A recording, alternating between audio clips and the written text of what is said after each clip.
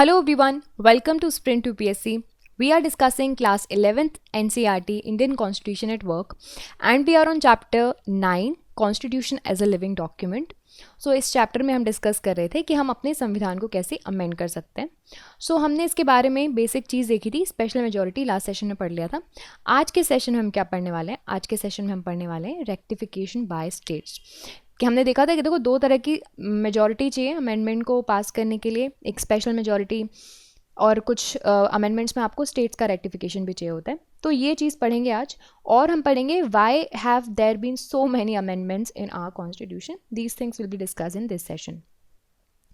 So how to amend the constitution. First is the rectification by the state. So कुछ articles ऐसे होते हैं हमारे संविधान में जिनमें सिर्फ स्पेशल मेजॉरिटी नहीं चाहिए होती. अगर कोई अमेंडमेंट है हमारे संविधान का जो कि फेडरल स्ट्रक्चर को, फेडरल स्ट्रक्चर क्या है? Federal structure basically in a short term और in a general term you can simplifies that as a distribution of power between the states.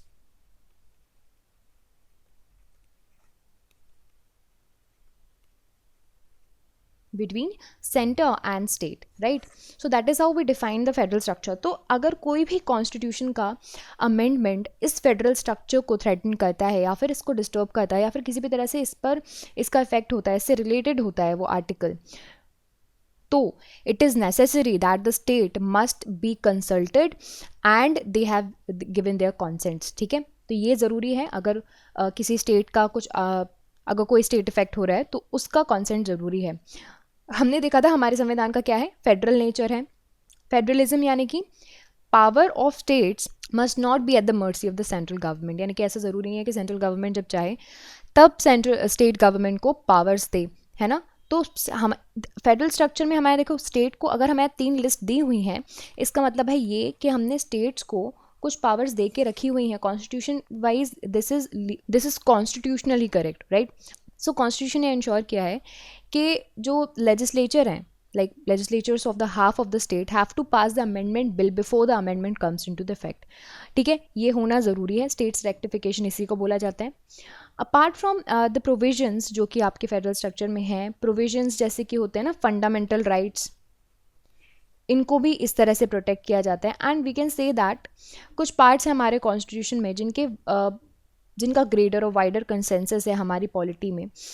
तो इस प्रोविज़न के अंदर स्टेट्स का साथ लेना बहुत ज़रूरी है. And at the same time अब आप इसको ये भी नहीं बोल सकते कि ये प्रोसेस बहुत रिजिड है. क्यों नहीं बोल सकते? क्योंकि हाफ स्टेट्स का चाहिए ना आपको, पूरे स्टेट्स का तो नहीं चाहिए. तो फ्लेक्सिबल भी है, थोड़ा रिजिड भी है. फ्लेक्सिबल किस सेंस में है? देखो कंसेंट आपको सिर्फ हाफ स्टेट्स का चाहिए, सिंपल मेजॉरिटी से चाहिए. और तो और ये भी याद रखना है आपको, ठीक है. यहाँ पे स्टेट्स सिंपल मेजॉरिटी से क्या करेंगे? सिंपल मेजॉरिटी से आपके इस अमेंडमेंट बिल को पास करेंगे.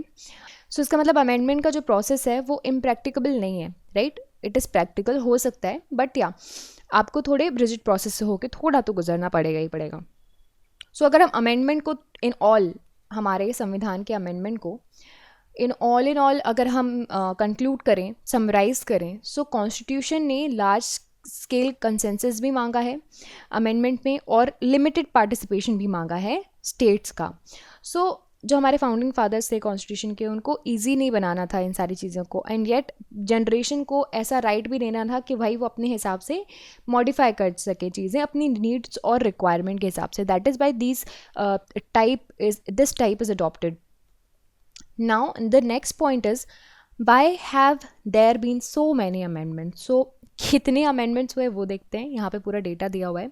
जनवरी 26, 2006 कॉन्स्टिट्यूशन ने 56 ईयर्स कंप्लीट कर लिए थे अपने एग्जिस्टेंस के. ये 56 ईयर्स में कॉन्स्टिट्यूशन 93 टाइम्स अमेंड हुआ. Given that the difficulty of the method that is adopted by our constitution in order to amend the constitution, इतने number of amendments होना it's quite a high number.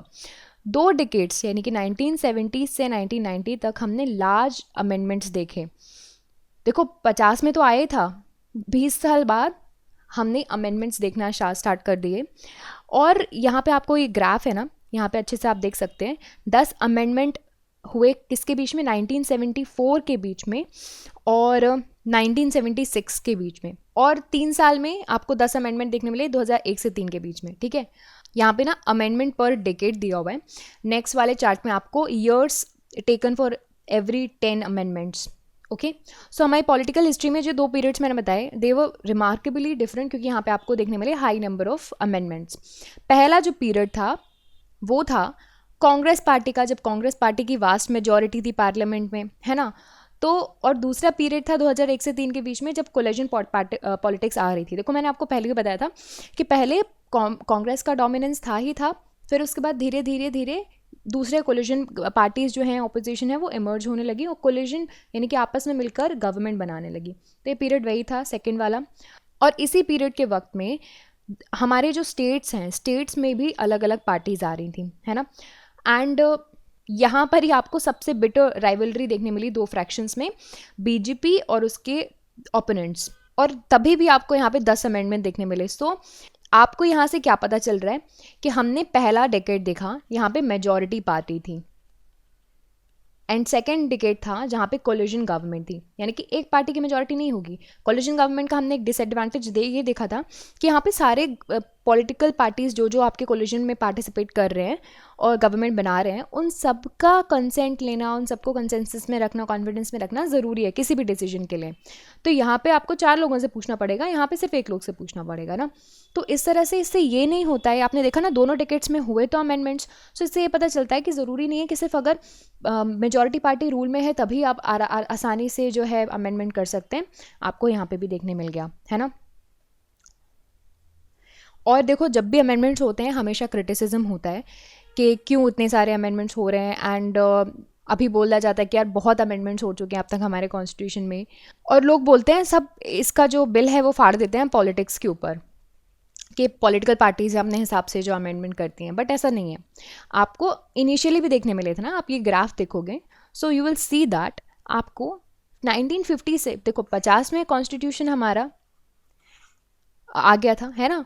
तो 50 से ही आपको देखने मिल रहा है ना, ऐसा तो है नहीं कि किस इनिशियल ईयर्स में थे ही नहीं। तो हर एक फेज़ में आपको कॉन्स्टिट्यूशनल अमेंडमेंट देखने मिलेंगे।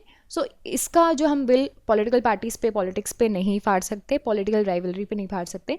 सो irrespective of the nature of the politics और whatever party is in the power, amendment were required to made from time to time, और अभी भी होता आ रहा है, ठीक है। सो अमेंडमेंट्स आर इनएविटेबल और वो होते ही होते हैं।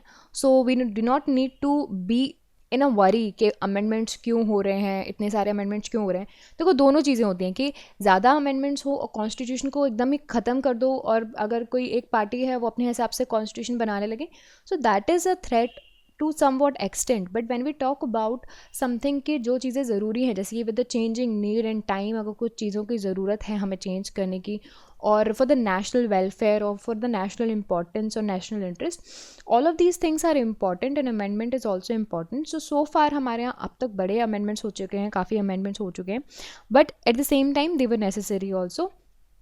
सो that is how these things work. अब तक हमारे यहाँ कितने अमेंडमेंट्स हुए हमने देख लिए। ये देखिए ये तो NCERT का डेटा है, लेकिन प्रेजेंट डे कॉन्टेक्स्ट की बात करें तो हमारे यहाँ अब तक total all in all 104 amendments हो चुके हैं। 104 अमेंडमेंट्स हमारे कॉन्स्टिट्यूशन ने देख लिया है, आपको ये याद रखना है। आज के लिए बस इतना ही। नेक्स्ट सेशन में हम बाकी की चीज़ें पढ़ेंगे, जैसे कि कंटेंट्स क्या है अमेंडमेंट के, अब तक जो जो अमेंडमेंट्स हुए हैं, इंपॉर्टेंट अमेंडमेंट्स हुए हैं, उनके कंटेंट्स क्या हैं वो हम नेक्स्ट सेशन में पढ़ेंगे। And basic structure and constitution as a living document will see in the next upcoming sessions. So thank you so much, and if you like this video you can subscribe to the YouTube channel for more videos and updates, and also download a Sprint UPSC app to practice book, chapter and topic wise. Remember, candidates, just reading books or watching videos won't help unless you practice thoroughly. Identify your mistakes and work to improve your performance, and Sprint UPSC is the perfect app to do all of. अगर आपको ये video पसंद आया हो तो हमारे YouTube channel को subscribe कीजिए और वीडियोज़ एंड अपडेट्स के लिए, साथ ही साथ आप डाउनलोड कीजिए स्प्रिंट UPSC ऐप। यहाँ पर आप अपनी books chapter wise and topic wise practice कर सकते हैं। देखिए कैंडिडेट सिर्फ बुक पढ़ने से और वीडियोस देखने से मदद नहीं मिलेगी जब तक आप प्रैक्टिस नहीं करोगे। सो अपनी मिस्टेक्स को जानिए एंड परफॉर्मेंस को इम्प्रूव कीजिए, और स्प्रिंट UPSC इसके लिए परफेक्ट ऐप है। So I will see you in the next video. Thank you so much.